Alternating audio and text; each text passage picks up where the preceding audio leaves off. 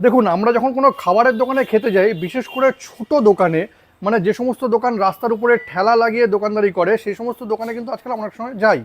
সেই সমস্ত দোকানে যখন আমরা কিছু খেতে যাই, তারা কিন্তু একটা জিনিস লক্ষ্য করে দেখবেন, অনলাইন পেমেন্ট করার জন্য গোটা দোকান জুড়েই কোথাও ফোনপে, কোথাও পেটিএম, কোথাও আপনার ভারত পে, এই যে এই সমস্ত স্টিকার কিন্তু ওরা লাগিয়ে রাখে।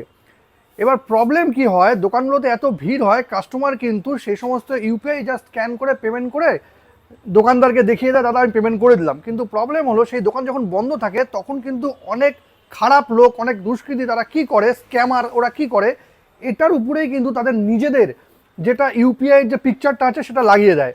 যে মেন দোকানদার, সে কিন্তু বুঝতেও পারে না যে তার সঙ্গে এরকম হয়ে গেছে।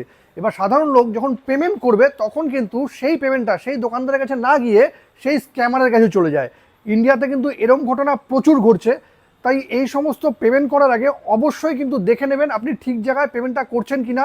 যে দোকানদার আছে তাকে কিন্তু একবার জিজ্ঞেস করে নেবেন, দাদা এটাই আপনার নাম তো? সেই বুঝে কিন্তু পেমেন্ট করবেন, না তো কিন্তু সেই পেমেন্টটা অন্য জায়গায় চলে যাচ্ছে।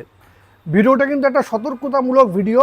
ভিডিওটা অবশ্যই শেয়ার করবেন, আর এরকম নতুন নতুন ইনফরমেটিভ ভিডিও পেতে প্লিজ সাবস্ক্রাইব আমার চ্যানেল সাবজেক্ট সম্রাটকে। Thank you.